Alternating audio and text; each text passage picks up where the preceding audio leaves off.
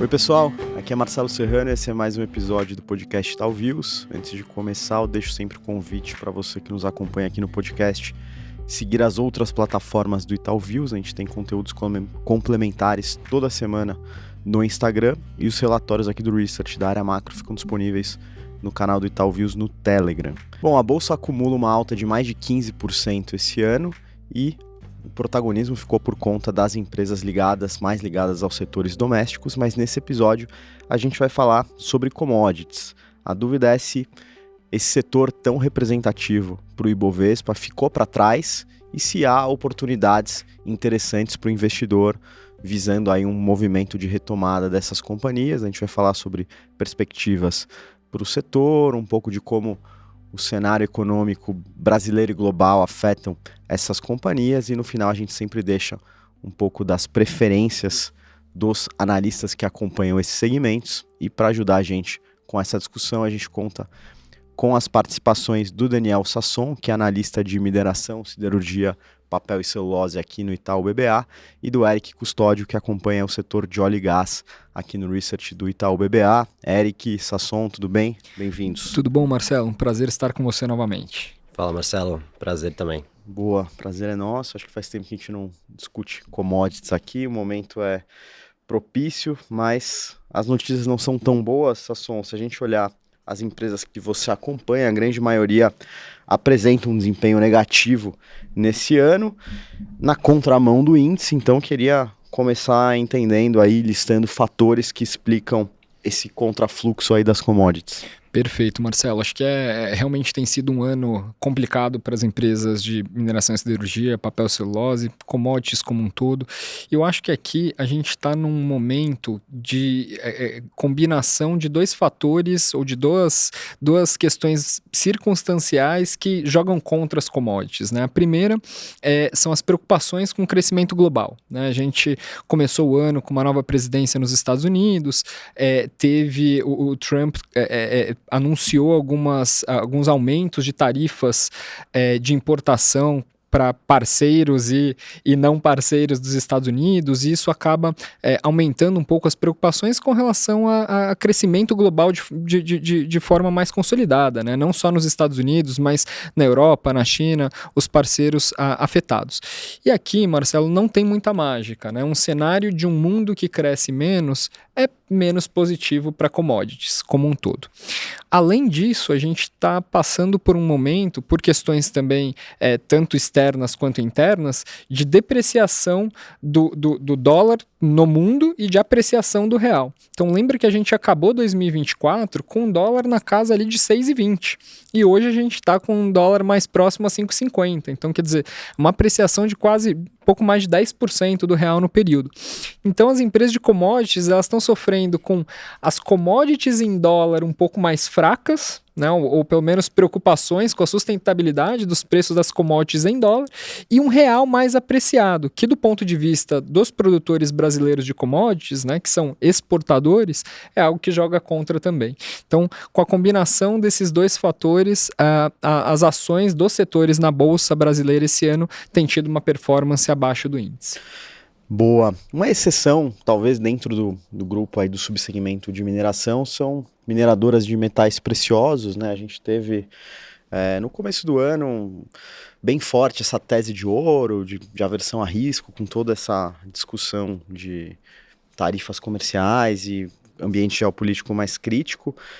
Como é que a gente viu essa tese refletida nas empresas listadas nesse segmento por aqui? Legal, Marcelo. Acho que, como você comentou, realmente a única empresa do nosso universo de cobertura que outperformou o índice year to date foi a Aura, uma performance super forte de 100% nesse ano. E aqui é uma combinação de uma aversão maior a risco, como você colocou, né? É um lugar mais tranquilo para se esconder. Se você quer ter exposições, uma exposição a commodity, alguns investidores optaram optaram por esse play aqui um pouco mais de aversão a risco, que se beneficia nesses momentos de maiores tensões globais.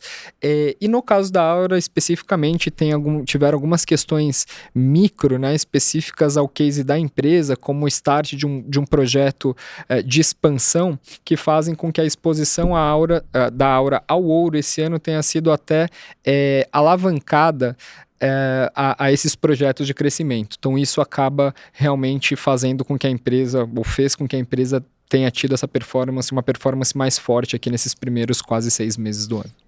Perfeito. Seguindo esse gancho de investidor buscando proteção diante de cenários mais voláteis, Eric, acho que a escalada dos conflitos no Oriente Médio trazem uma volatilidade ao preço do petróleo. Queria te perguntar como isso tem impactado os players listados aqui no Brasil e se, assim como investidores olharam para a Aura fazendo um movimento ali de aversão a risco, linkando ao ouro, se você começa já a ver investidores em algum movimento de rotação buscando petróleo aí diante desse cenário mais crítico.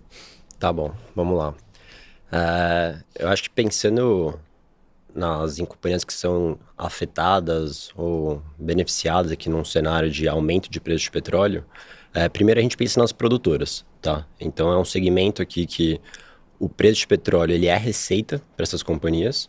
Então quando a gente tem um custo majoritariamente fixo, a gente gera uma alavancagem operacional para essas empresas, então elas procuram ter uma maior geração de caixa nesses momentos, tá?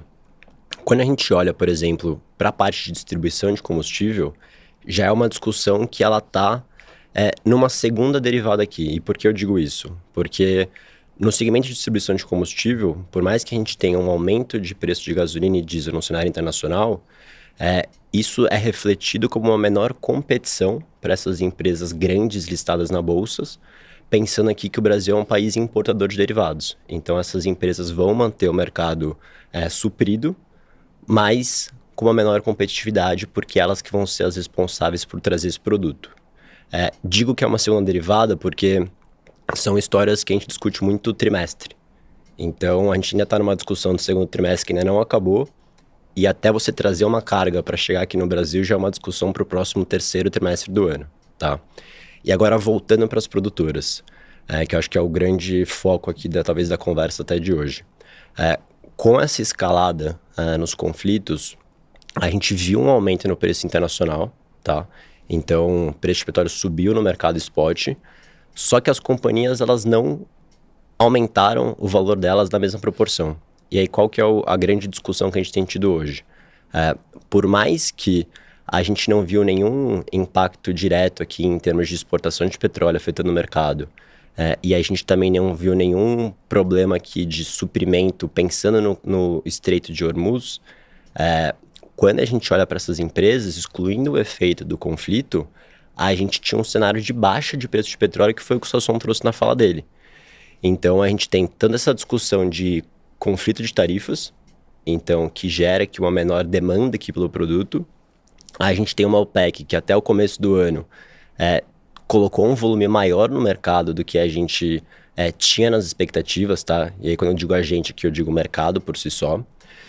Então tem todo esse direcional de preços para baixo de uma forma estrutural. Então quando a gente fala aqui, até na segunda parte da sua pergunta, de um eventual rotation aqui dos investidores buscando ações de petróleo nesse momento de maior risco, a gente acha até que os investidores que olham com mais detalhe o setor de óleo e gás, eles mesmos estão tendo um pouco mais de cuidado de aumentar a exposição nesse momento, tanto que a gente vê as ações aqui não acompanhando esses preços, por conta de, eventualmente a gente poder ver esses preços, a sustentabilidade, né, dos preços nesses patamares, não ser algo perene, tá? Então acho que é um bom começo aqui para a conversa de hoje, tá? Boa, e assim, ainda dentro da temática dos conflitos, Eric, eu queria só concluir esse tema perguntando um pouco o papel do Brasil na cadeia de produção global aí de petróleo. Você comentou um pouco da dinâmica envolvendo importação por parte das distribuidoras, um pouco da dinâmica das produtoras.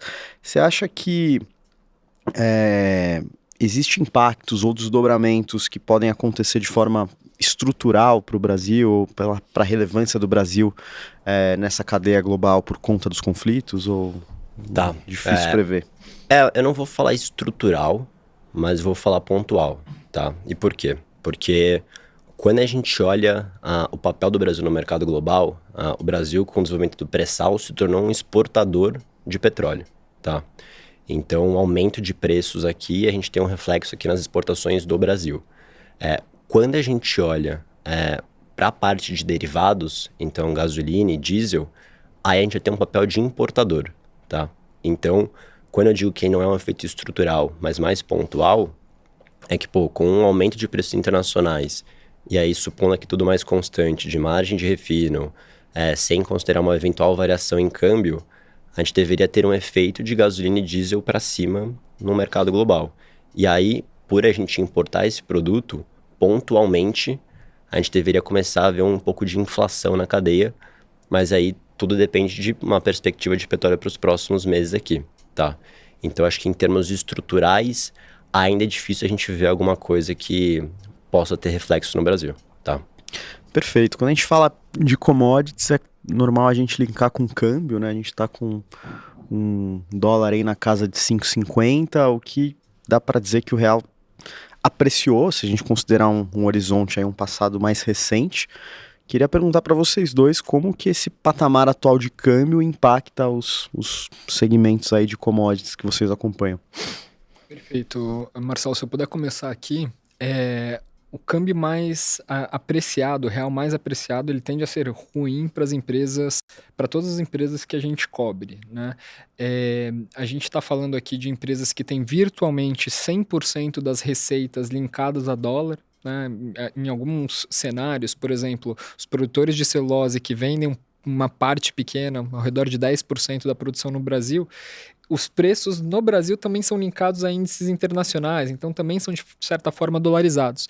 Enquanto que talvez a gente tenha 20%, 30%, 40% apenas dos custos dolarizados, né? A gente pensa mais em frete transoceânico, talvez um pouco aqui de custos de combustíveis que guardam alguma relação aqui com a questão cambial também, mas de forma geral um câmbio mais apreciado, ele reduz, por exemplo, as nossas estimativas para as produtoras de celulose. No caso de minério, no caso da Vale, a questão talvez seja um pouco diferente, porque um pedaço maior dos custos são dolarizados, né, incluindo frete e tal, mas o impacto do câmbio, ele é muito menor do que quando a gente compara, por exemplo, com variações de preço do minério, às vezes de um dia para o outro, né? Então, poxa, se o real aprecia 10%, essa apreciação do ano, a gente está falando de repente $1,50, $2 de aumento de custo por tonelada. E às vezes o minério cai $2 de um dia para o outro, né? Então, quer dizer, a magnitude de variação de preço de minério acaba sendo muito mais importante do que o impacto no câmbio. Mas, de forma geral, não tem empresas que se beneficiem, pelo menos no meu universo de cobertura, de um câmbio mais apreciado, tá? Tá, eu vou até pegar esse último gancho e falar que também é a mesma coisa do nosso lado, tá?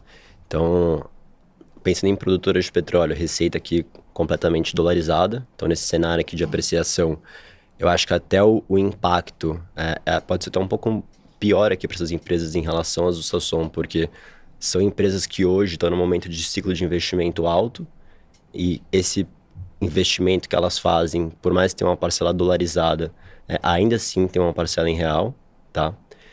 E quando a gente olha para o custo dessas operações, também aqui tem uma parcela grande atrelada ao real. Então, é uma coisa muito parecida, tá? E aí, quando a gente olha para preço de commodity, mesma coisa. As variações intraday, em termos no mercado spot de petróleo, ou até em variação de curva, né? Então, a gente viu aqui recentemente, de ontem para hoje, saltou mais de 2%, 3% a expectativa de preço de petróleo para o próximo ano. Então, essas relações, nesse momento que a gente está de um aumento das tensões do conflito, gera uma percepção muito maior versus uma questão de câmbio, tá? Perfeito. Bom, Sasson, a gente tem na conta aí um cenário de câmbio que é ruim para suas companhias, um cenário possível de desaceleração global que também é ruim, mas pegando como exemplo aqui o grupo de papel e celulose, essas empresas já se depreciaram bastante esse ano, a commodity está aparentemente perto do low. Há uma oportunidade do investidor começar a se posicionar nesse cenário pensando numa retomada, ou ainda há muita incerteza e é melhor ficar longe? Legal, Marcelo. Acho que o ponto dessa discussão é super importante que você está trazendo, porque embora o cenário realmente não seja o mais favorável possível, né, em termos de câmbio, em termos de momento das commodities, o nosso trabalho aqui, em grande medida, é, tentar entender o quanto desse cenário mais difícil já está precificado, né? De repente, ok, as ações já sofreram, já caíram, e daqui para frente? Então, eu especificamente no setor de papel e celulose, Marcelo, onde eu acho que há, de repente, oportunidades mais interessantes. A Suzano é a nossa top pick no setor, a empresa que a gente mais gosta aqui na América Latina, no setor de papel e celulose, e parte da resposta aqui para você está exatamente nesse ponto de que, com a celulose de fibra curta perto dos patamares ali de $500 por tonelada na China, a gente acha que a gente está num nível muito próximo do fim desse ciclo de baixa. Não espero uma recuperação em V super rápida, começando já mês que vem. Acho que a gente vai ficar nesse cenário, de repente, até o final do terceiro trimestre, mas olhando um pouquinho mais para frente, né, pensando em 2026, 2027, eu vislumbro um cenário melhor em relação às dinâmicas de oferta e demanda nesse setor, nessa indústria. Acho que a gente vai ter preços médios de celulose mais altos em 26 na comparação com 25, mais altos em 27 na comparação com 26. Então, para aqueles investidores que de repente têm um horizonte de investimento um pouquinho mais longo, né, que talvez possam esperar um curto prazo sem grandes mudanças, sem grandes novidades realmente, né? Acho que tem poucos triggers, como a gente chama, né? Poucos catalisadores para fazer esses papéis andarem super rápido, mas a médio prazo aqui o setor de papel celulose é um setor que a gente gosta, e a Suzano acaba sendo a empresa com maior exposição a essa recuperação, essa volta no ciclo da celulose. Perfeito. Acho que antes de voltar a falar das empresas, queria trazer um assunto complementar aqui, Eric, que é basicamente a parte de combustíveis, né? A gente viu no começo do mês a Petrobras diminuindo o preço da gasolina para as distribuidoras, mas a gente também viu ao longo desse mês de junho o agravamento das tensões, o aumento do preço de petróleo. A dúvida que eu queria trazer aqui é se existe a chance de uma reversão no curto prazo dessa queda no preço de gasolina, se existe uma possibilidade, uma chance de a gente ver aumentos no preço de gasolina no futuro próximo. Tá bom. Vamos lá. Pensando primeiro no curto prazo aqui, a gente tem sim esse efeito inflacionário no preço de gasolina e diesel no mercado internacional, tá? Mas quando a gente olha para a política comercial da Petrobras, ela é uma política que ela se baseia em duas faixas de preço de referência, tá? A faixa de cima, ela é o custo alternativo do cliente, então nada mais é do que uma paridade de importação, de você importar esse combustível e trazer para o Brasil.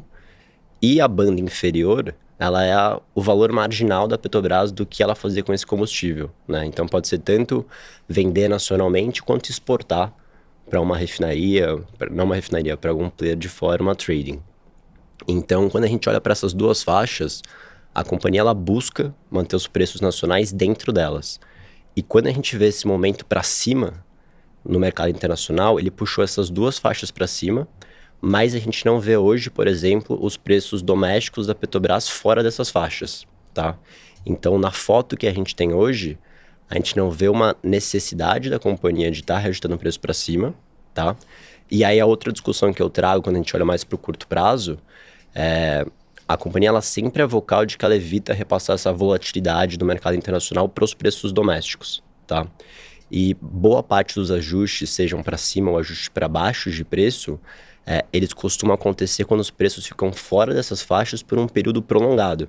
Então, já meio que respondendo aqui, da companhia evitar passar essa volatilidade para o mercado internacional. Então, respondendo a sua pergunta, eu entendo que é uma coisa que a gente tem que monitorar nas próximas semanas, meses, se esses preços vão se manter e aumentar, tá?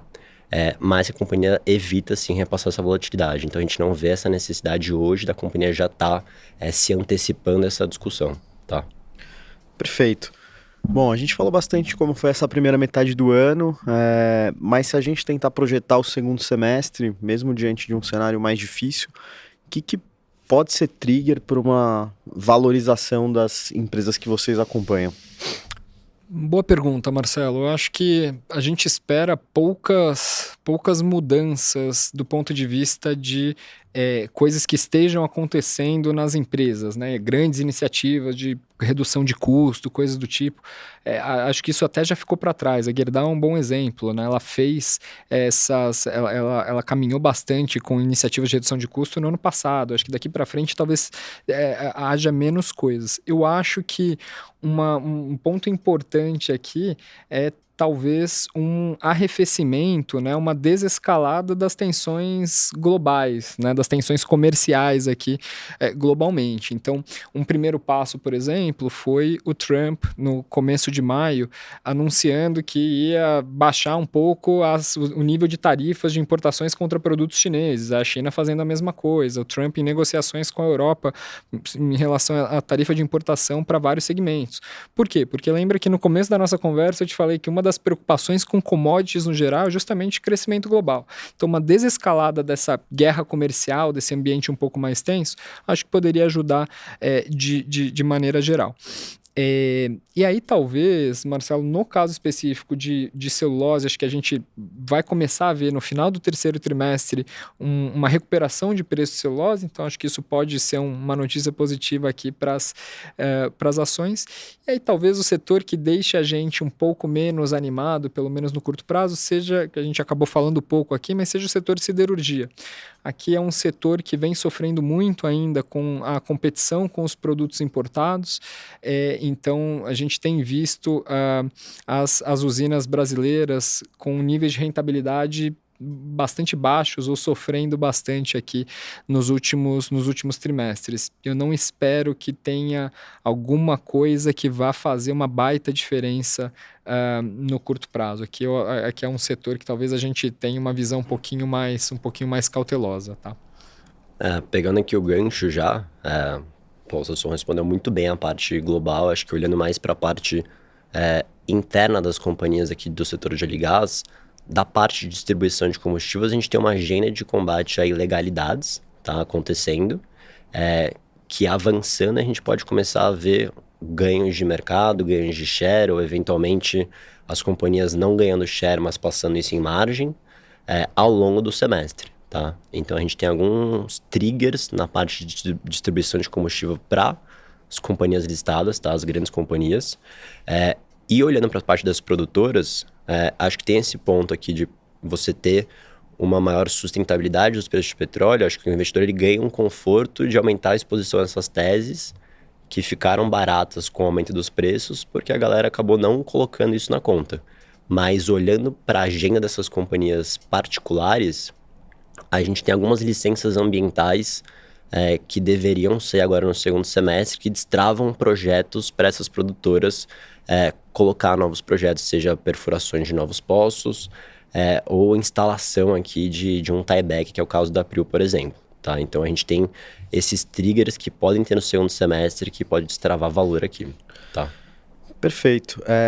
Encaminhando para o final já, Sasson, enfim, os triggers são complexos aqui, né? Não vejo você tão otimista, mas tem alguma ação que você colocaria como uma top pick que você colocou, Suzano, ali dentro do ambiente de papel e celulose? Seria essa a principal de todos os segmentos ou tem alguém que se sai melhor? Seria, Marcelo. Acho que Suzano hoje é a nossa ação preferida na cobertura. Uma outra ação que a gente gosta também é a Vale. Tá? O minério a gente acabou até falando pouco, mas tem se segurado relativamente bem, mesmo desde o começo das tensões, do aumento das tensões de guerra comercial, né? Mas o minério foi ali de $100 para 93, 94, 95. A gente já incorporou esse cenário mais fraco no segundo semestre para minério de ferro. É um semestre sazonalmente mais forte do ponto de vista de produção, então para preço é ruim, né? Então a gente acha que o minério vai ficar ali entre 90 e 95 $95 no segundo semestre, mas mesmo assim, mesmo considerando um minério médio de $95 no ano, a gente vê a Vale gerando 10, 11% de free cash flow yield, né? Então tendo uma geração de caixa bastante decente.